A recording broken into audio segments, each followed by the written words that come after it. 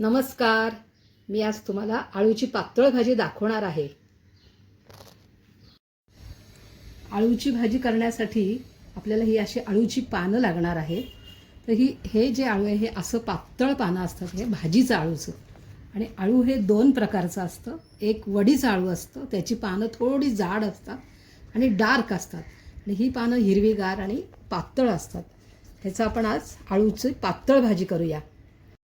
आणि ह्यासाठी लागणारं साहित्य आहे हळद, तिखट, गोडा मसाला, चवीप्रमाणे मीठ, हे चिंचेचा कोळ, गूळ आहे. आणि आता फोडणीसाठी तेल घेतलेलं आहे, हिंग, मोहरी, जिरे आणि कढीपत्ता.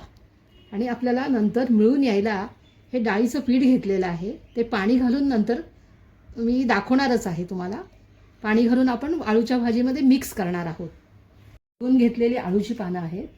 आता पहिल्यांदा आपण ही साफ करताना आपण हाताला थोडंसं तेल लावून घेऊया.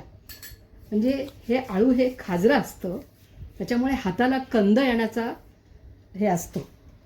तर कंद येऊ नये म्हणून आपण तेल लावायचं. आणि हे अशा प्रकारे आपण आता हे साफ करून घेणार आहोत. ही देठं आहेत, ही देठं ही अशी साफ करून घेणार आहोत. हे असं साफ करून घेणार आहोत देठं.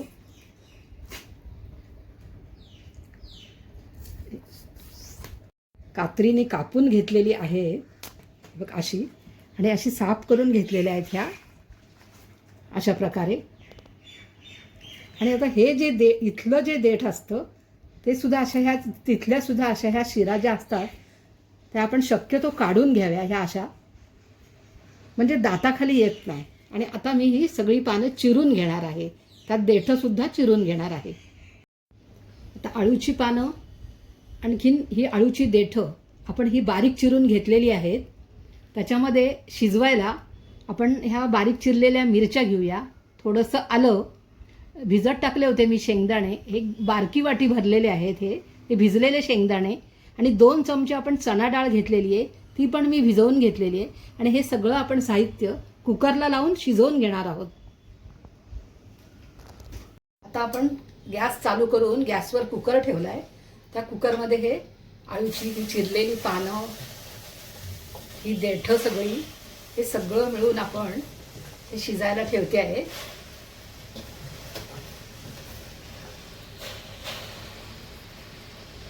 आता हे शेंगदाणे घालते ह्याच्यात,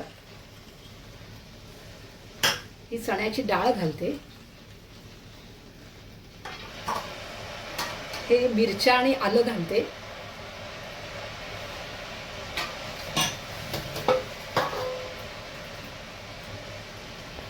आता आपण थोडंसं ह्याच्यात तेल घालणार आहोत. कच्चं तेल आहे हे, वरून घालणार आहोत. आणि थोडंसं परतून घेऊन आपण शिजायला लावणार आहोत, म्हणजे भाजी चांगली मिळून येते. आणि आपल्याला थोडंसं पाणी लागणार आहे, ते मी थोडं पाणी घालणार आहे. आणि ह्याच्यामध्ये मी 2 ते 3 शिट्या करून घेणार आहे ह्या भाजीला. आणि मग आपण फोडणीचं करूया.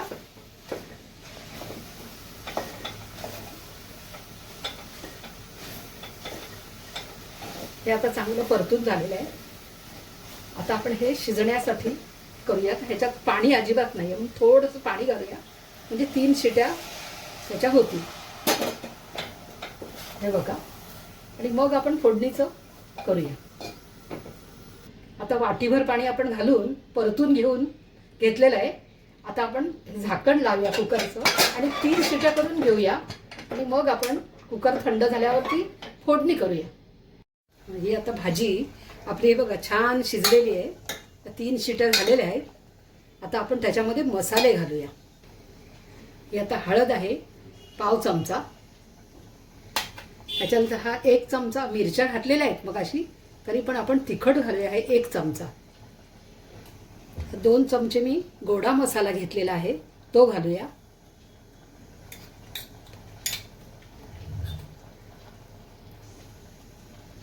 हा चिंचेचा कोळ आहे, तो घालूया.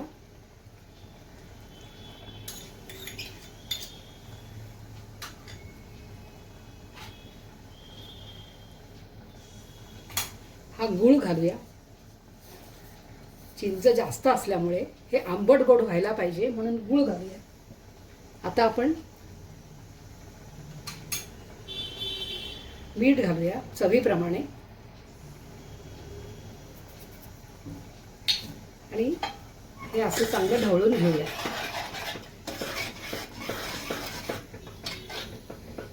तसंच आपण ह्याला आता डाळीचं पीठ लावून घेणार आहोत. तर हे 2 चमचे डाळीचं पीठ आहे, त्याच्यामध्ये मी हे पाणी घालून हे जरा सारखं करून घेते. म्हणजे ह्या भाजीला एकतर घट्टपणा पण येतो आणि ही भाजी एकदम मिळून पण येते. डाळीचं पीठ पाणी घालून सारखं केलेलं आहे. हे आता डाळीचं पीठ लावूया ह्या भाजीला.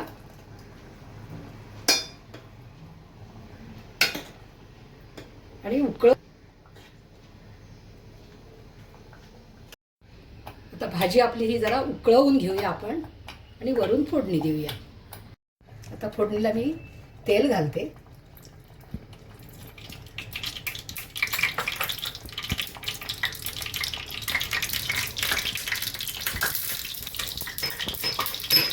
आता तेल झालेलं आहे. ही मोहरी, हे जिरे, हा थोडासा पाव चमचा हिंग आहे. ही कढीपत्त्याची पानं मी तुकडे करून आता घेतलेली आहेत.